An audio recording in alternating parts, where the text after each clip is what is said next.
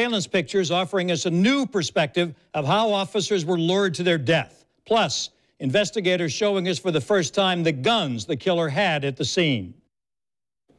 Police are working right now to find out what Baton Rouge police shooter Gavin Long was doing during the past several days in hopes of answering why he shot 6 officers yesterday morning, killing 3 of them. It's believed Long was in Baton Rouge for a few days ahead of the shootings. Investigators think he stalked a complex that included a gym, a car wash, and a beauty salon. During that time, detectives say Long spoke with people to learn about the area. New tonight, investigators released this picture showing the 3 guns Long had with him. Surveillance images show Long walking with the gun you see at the top of this picture. Police say he also had a 9mm pistol with him and another rifle waiting in his car. We're staying on top of every part of this big story, this big national story with its local ties. We start with Channel 4's Ethan Callaway, who spoke with the manager of a local gun store about the weapons that were used in this shooting and the trends that he is seeing. Ethan? And Tom, he says that trend is that every time we see one of these shootings that gets national attention, those gun sales go up. And he says while the reason for that may be debatable, the trend itself simply is not. New images from security cameras in Baton Rouge show the masked shooter in Sunday's officer killings. Investigators say former Marine Gavin Long opened fire with an AR-15 style assault rifle before being killed. So right here we have a DPMS or Panther Arms, AR-15. It's pretty stock.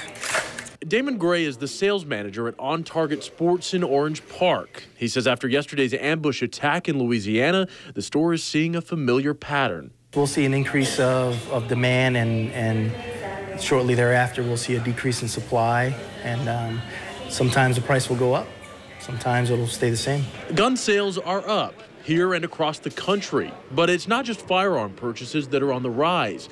Federal background checks that go along with them are also up. Last month alone, the FBI conducted more than 2.1 million background checks.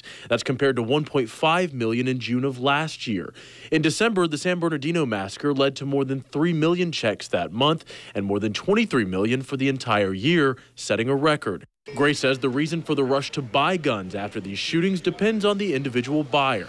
We've heard things from, my friends have them, or I shot one at the range last weekend, to, I believe they may be banned and I may not be able to purchase one in the future, so they'll come in as first-time buyers.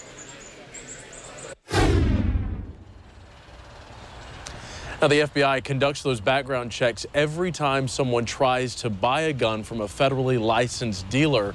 The last time a big spike like this happened was just last month after the Pulse nightclub shootings in Orlando. We're live tonight. I'm Ethan Callaway, Channel 4, the local station.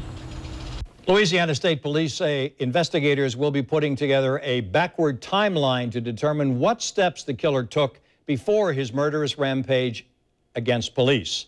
Joy is joining us now with details coming in tonight about the man behind the murders. Joy.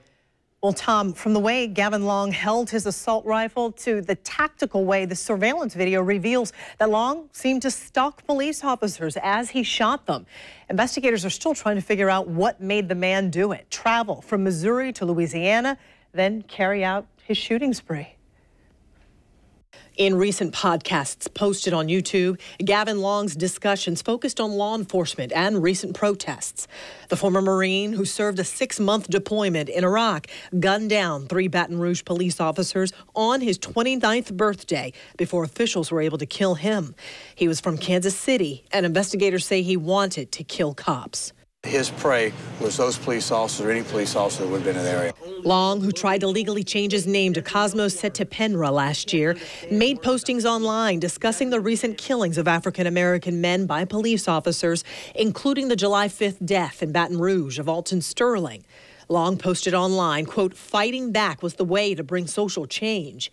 Investigators are now trying to determine a true motive for the divorced, self-proclaimed life coach who, before Sunday's mass shooting, appears to have had little contact with law enforcement, but an obvious plan of attack against them. We've been questioned for the last 3 or 4 weeks about our militarized tactics and our militarized law enforcement. This is why. Because we are up against a force that is not playing by the rules. The Baton Rouge police chief referencing the SWAT team members shot from 100 yards away that killed Long. The Louisiana State Police also say Long was positively identified using fingerprint records. Mary? Thank you, Joy. These shootings have been very hard on the families of law enforcement. Channel 4's Francesca Amaker spoke with a relative of a local officer who has served Jacksonville for 20 years about her worries after these shootings. It's been an emotionally charged last few days for multiple groups around the country. Protests have stemmed from the officer-involved shooting deaths of Alton Sterling and Philando Castile. Emotions have been high for all, especially for people like Emily. We worry a lot. We check in a lot to make sure that said person is okay. Emily's close loved one is an officer for the Jacksonville Sheriff's Office, and she says now more than ever she fears they may not return home. With 5 officers killed in Dallas and 3 more ambushed in Baton Rouge, she worries that her loved one now wears a target. It's very stressful. Many nights I have breakdowns worrying about what's going to happen.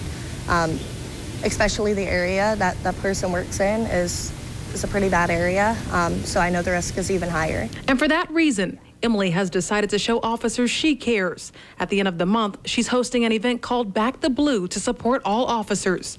She says she understands no group wants to be generalized, so she hopes the event will help put a stop to the negative portrayal of officers and show the loving and kind spirit she sees in her loved one every single day. I want people to understand that they need to put themselves in the family's shoes and the police officers themselves' shoes and realize that they're people. They do make mistakes, but they're there to help you.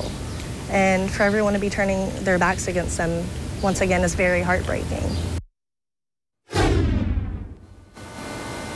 And again, every single day, officers walk out of these doors and put their lives on the line. If you'd like more information about Back the Blue, that Facebook page can be found on news4jax.com. I pasted the link there. Again, it's July 31st at Memorial Park, and it begins at noon a Sunday.